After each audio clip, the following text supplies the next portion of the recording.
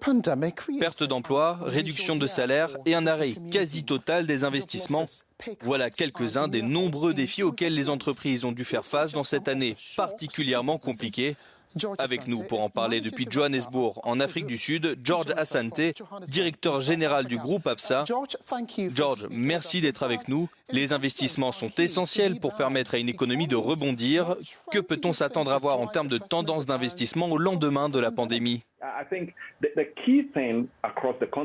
Je pense que le principal pour le continent va se jouer sur la valeur relative. Les investisseurs vont vraiment se demander qu'est-ce que je gagne si j'investis dans des marchés développés ou un autre marché émergent par rapport au marché africain. Donc ça va vraiment se jouer sur une valeur relative. Et ce qui va être très important à mon avis, ça va être ce qui va se passer du côté des marchés développés.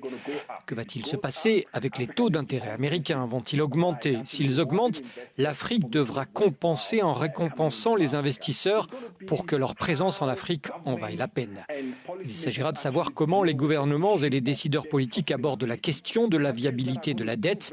Les pays qui s'en sortiront très bien en termes de retour sur investissement, ceux qui sont entrés dans la crise en position de force et ceux qui sont capables d'accéder au marché des capitaux et au marché local.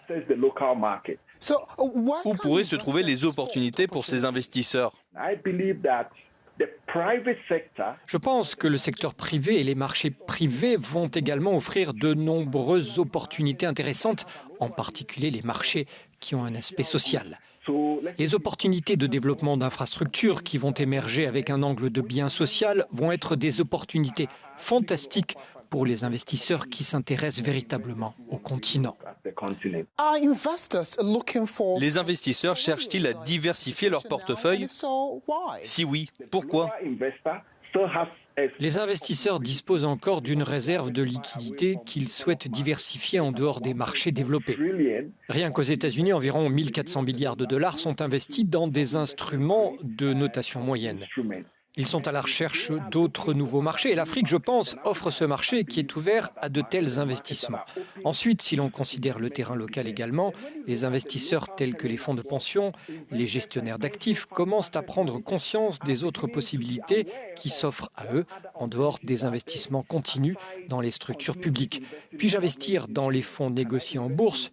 Puis-je investir dans des structures liées aux matières premières, dans des titres de créance ? Vous êtes un des sponsors de la conférence virtuelle sur les fonds de pension et les investissements alternatifs en Afrique 2021. De quoi y parlera-t-on ?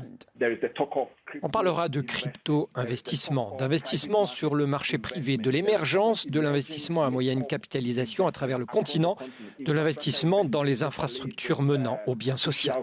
George, merci d'avoir été avec nous. George Asante est directeur général du groupe Absa. Merci de nous avoir suivis et à très bientôt.